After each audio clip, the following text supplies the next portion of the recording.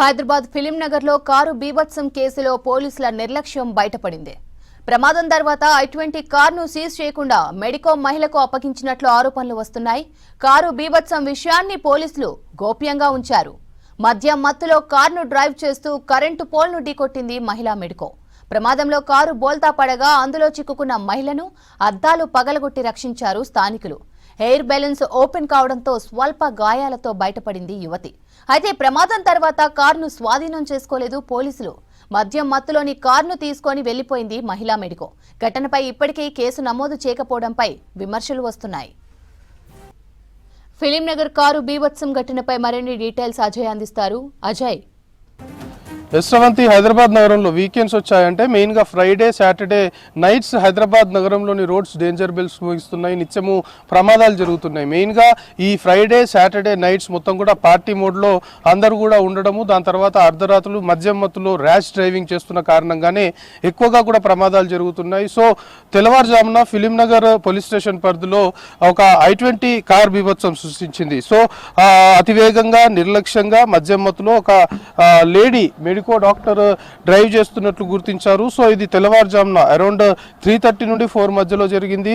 మొత్తం కూడా car road పైన ఉన్నటువంటి ఆ దిమ్మల్ని మొత్తం కూడా ఢీకొంటూ అక్కడే ఉన్నటువంటి చెట్టుకు ఢీకొంది. సో ఒక్కసారిగా పల్టీ కొట్టడంతో స్థానికంగా ఉన్న కొందరు ఎవరైతే రాత్రిపూట సెక్యూరిటీ పనిచేస్తుంటారో వాళ్ళు గుర్తించి, సో ఆమె మద్యం మత్తులో ఉంది, ఒక్కసారిగా కారులో ఉన్నటువంటి ఆ బెలూన్స్ ఓపెన్ అవ్వడంతో కొంతవరకు ప్రాణాపాయం నుండి బయటపడింది. అయితే ఘటన జరిగిన తర్వాత యాక్చువల్గా పోలీసులు ఆ కేసు నమోదు చేయాల్సి ఉంటుంది.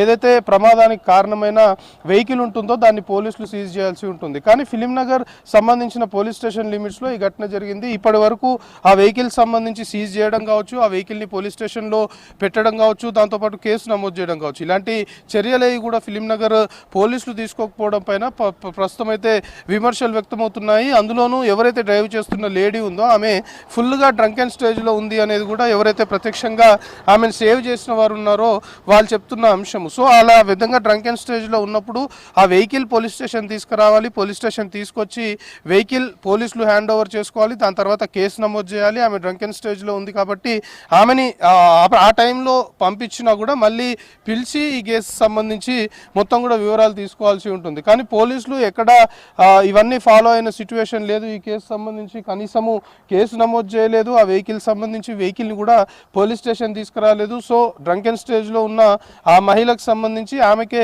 వెహికల్ ఇచ్చి పంపించడం పైన ప్రస్తుతము ఫిలిం నగర్ పోలీసుల పైన అయితే విమర్శలు వ్యక్తమవుతున్నాయి. సో ఇలాంటి ఘటనలు అంటే ర్యాష్ డ్రైవింగ్, దాంతోపాటు మద్యం మత్తులో డ్రైవ్ చేస్తే ప్రమాదాల బారిన పడతారు అంటూ ఒకవైపు హైదరాబాద్ సిటీ ట్రాఫిక్ పోలీసులు అవేర్నెస్ తీసుకొస్తున్నారు. సరిగ్గా నిన్న సాయంత్రమే హైదరాబాద్ సిటీ పోలీసు లో ఒక కార్యక్రమం కూడా అరైవ్ అలైవ్ అనే కార్యక్రమం చేశారు.